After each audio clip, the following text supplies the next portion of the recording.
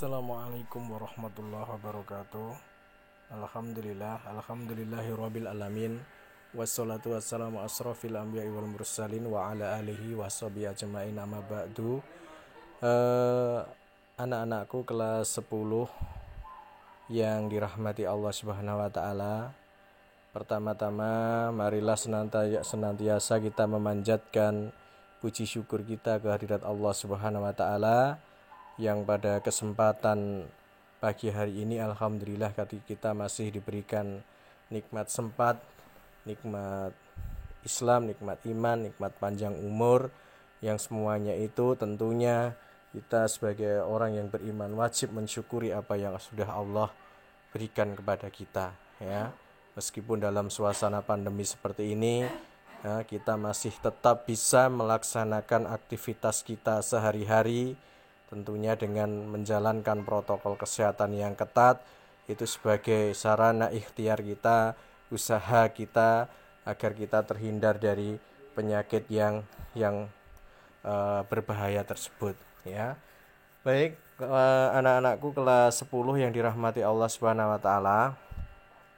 Pada kesempatan pertemuan yang lalu kita sudah membicarakan tentang strategi di dalam negosiasi.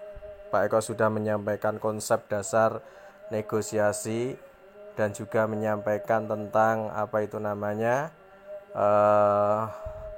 konsep dasar negosiasi, dan juga sudah menyampaikan tentang strategi umum, mulai dari membuat agenda, kemudian memberi jaminan, mengancam, memanipulasi, sampai melibatkan pihak ketiga. Itu sudah Pak Eko sampaikan. Kemudian konsep-konsep dasar di dalam bernegosiasi juga sudah Pak Eko sampaikan. Ada BATNA, ada ZOPA, ada reservation price, itu semua sudah Pak Eko sampaikan. Nah, sekarang kita akan membicarakan strategi-strategi khusus di dalam negosiasi, ya. Strategi khusus artinya apa? Artinya di dalam bernegosiasi tentunya kita ada kalanya menemukan kejadian-kejadian yang mungkin itu di luar yang kita kehendaki. Ya, di layar sudah kelihatan, di samping strategi umum, ya, Pak Eko bacakan, terdapat strategi khusus yang harus diperhatikan. Ya, hal itu terkait dengan kondisi mitra bicara. Artinya ketika kita menghadapi keadaan-keadaan tertentu yang itu terkait dengan lawan bicara kita, nah itu ada beberapa strategi khusus yang harus kita lakukan. Yang pertama yaitu ketika kita berhadapan dengan mitra bicara yang tertutup. Ya, mitra bicara, lawan bicara kita itu tertutup. Artinya tertutup apa? Di situ disampaikan seorang mitra bicara sering tidak mau terbuka dalam mengemukakan responnya. Ya, arti dari mitra bicara yang tertutup itu artinya mitra bicara tersebut tidak mau untuk terbuka di dalam mengemukakan respon. Untuk itu kita perlu menghadapinya dengan sikap yang antusias. Sikap antusias itu ya peduli, kemudian penuh perhatian. Ya, jangan malah ketika kita menghadapi mitra bicara yang tertutup, kita malah tidak memperdulikannya.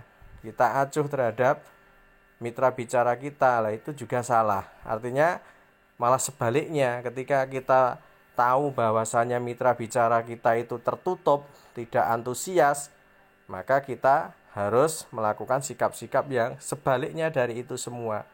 Kita harus memberikan perhatian yang penuh, ya. Kita harus memberikan perhatian yang penuh, kemudian mohon maaf ada error. Memberikan perhatian penuh, kemudian antusias terhadap apa yang dia bicarakan. Lah seperti itu. Kata-kata pemancing perlu juga disertakan di dalam mengalirkan pembicaraan. Ya, kata-kata pemancing perlu juga disertakan di dalam mengalirkan pembicaraan, seperti misalnya ada kata lalu, kemudian, sesudah itu, oh ya, lantas loh. Jadi kita dengan menggunakan kata-kata pemancing itu secara tidak langsung kita memancing agar mitra bicara kita itu apa? Ya, kembali terbuka terhadap apa yang kita negosiasikan. Artinya tidak malu untuk menyampaikan apa yang seharusnya disampaikan. Nah, kemudian ketertutupan seorang mitra bicara juga banyak disebabkan oleh sikap curiga dan tidak percaya. Nah, ketertutupan seorang mitra bicara itu banyak disebabkan oleh, misalkan yang pertama, sikap curiga dan tidak percaya. Curiga kepada siapa? Ya kepada kita selaku negosiator satu, selaku lawan bicara dia. Ya, tidak percaya kepada siapa? Ya tidak percaya kepada diri kita sebagai negosiator satu. Nah, bagaimana untuk mensiasati agar sikap curiga, tidak percaya itu hilang dari lawan bicara kita? Tentunya sebelum kita memulai negosiasi, maka di situ disebutkan, oleh karena itu perkenalkan identitas diri dan tujuan pembicaraan itu secara terbuka. Nah, maka untuk menghindari sikap curiga dan tidak percaya itu, kita harus sebagai negosiator pertama memperkenalkan siapa diri kita. Untuk apa kita mengajak dia berbicara, itu harus kita sampaikan terlebih dahulu. Carilah titik-titik persamaan yang bisa menyatukan rasa antara kita dan mitra. Hal itu misalnya latar belakang sekolah, misalkan ada kesamaan, asal usul keluarga, tempat tinggal, dan hobi. Nah, dengan semakin banyak persamaan-persamaan yang ada pada diri kita dan lawan bicara kita, ya pasti nanti lawan bicara kita itu juga akan menjadi lebih terbuka terhadap kita. Artinya apa? Ya, kita akan dianggap sebagai sahabat dari lawan bicara kita, karena kita memiliki banyak persamaan yang ada. Seperti itu. Jadi rasa curiga, rasa tidak percaya itu sudah tidak akan muncul lagi kalau kita bisa menyikapinya dengan seperti itu. Cara demikian bisa menjalin hubungan yang lebih akrab dan terbuka dengan mitra bicara. Itu yang pertama, strategi khusus yang bisa kita lakukan ketika kita menghadapi lawan bicara kita itu tertutup, artinya tidak antusias, tidak perhatian kepada diri kita. Caranya yang pertama apa tadi? Ya, kita harus memiliki sikap antusias terhadap mitra bicara kita. Kita harus penuh perhatian terhadap mitra bicara kita itu. Dengan konkretnya, dengan menggunakan kata-kata pemancing seperti yang sudah Pak Eko sebutkan tadi, lalu, kemudian, sesudah itu, dan lain sebagainya. Ya, kemudian kenapa ada mitra bicara yang tertutup? Karena tadi didasari oleh sikap curiga dan tidak percaya. Gitu. Kemudian yang kedua, manakala kita menjumpai lawan bicara atau mitra bicara kita itu yang selalu pembicaraannya itu selalu menyimpang, ya, pembicaraan yang menyimpang. Selama proses negosiasi, besar kemungkinan respon mitra itu tidak sesuai dengan yang kita harapkan. Respon sering melebar jauh dari yang diharapkan. Kita berbicara tentang ini, topik permasalahan yang kita bicarakan itu adalah tentang ini. Malah melawan bicara kita itu membicarakan tentang sesuatu yang berbeda dari topik yang kita munculkan. Itu artinya pembicaraan yang menyimpang seperti itu maksudnya. Kita tentu tidak boleh terbawa oleh kondisi demikian. Artinya ketika ada seorang pembicara yang menyimpang dari pokok pembicaraan yang ada, kita harus jangan terbawa oleh keadaan.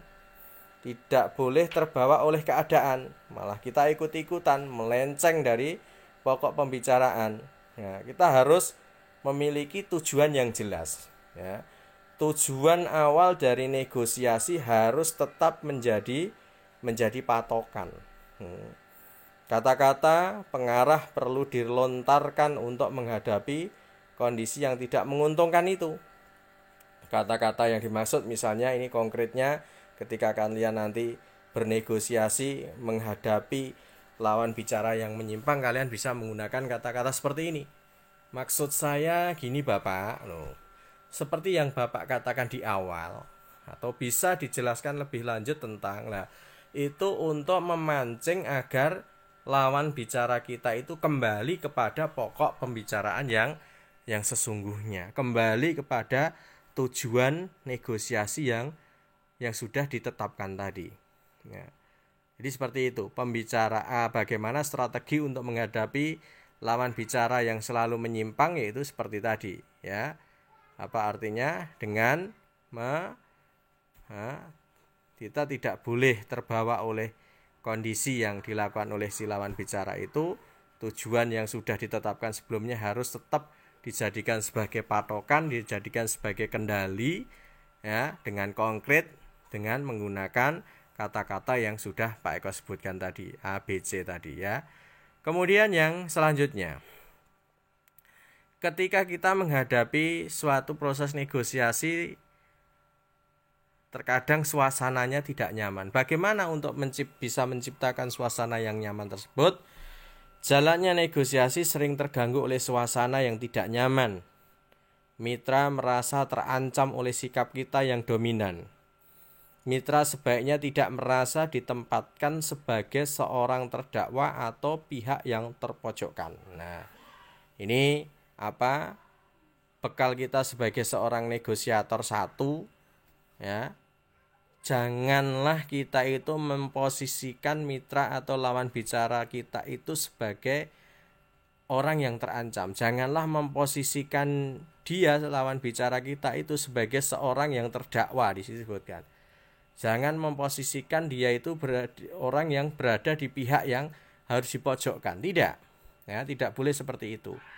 Namanya mitra bicara ya berarti ya mitra, artinya apa? Ya lebih pasnya mitra bicara, ya, bukan lawan bicara. Kalau lawan itu hampir identik dengan musuh, tapi ini mitra, sesuatu yang memang kehadirannya itu kita butuhkan gitu loh. Yang pada akhirnya ia akan menutup diri, bahkan cenderung mengambil sikap bermusuhan. Kalau kita memposisikan mitra bicara kita itu seperti itu, ya, kita jadikan dia seorang yang terdakwa, seorang yang harus dikalahkan, seorang yang terpojokkan dan lain sebagainya. Apabila kita bersikap seperti itu, maka ia akan menutup diri, bahkan cenderung mengambil sikap bermusuhan. Nah, apabila hal seperti itu yang terjadi, proses negosiasi tidak berjalan dengan kondisi yang menguntungkan. Oleh karena itu, ciptakanlah suasana yang menyenangkan. Pahamilah suasana hati mitra ketika itu. Tawaran, ajakan, dan sejenisnya harus disampaikan dengan ramah dan penuh simpati. Itu ya, kita harus bisa menciptakan suasana yang nyaman. Kemudian waktu yang terbatas. Nah, seringkali ketika kita bernegosiasi itu kita dihadapkan pada keterbatasan waktu. Terbatasnya waktu seringkali menjadi kendala ketuntasan bernegosiasi.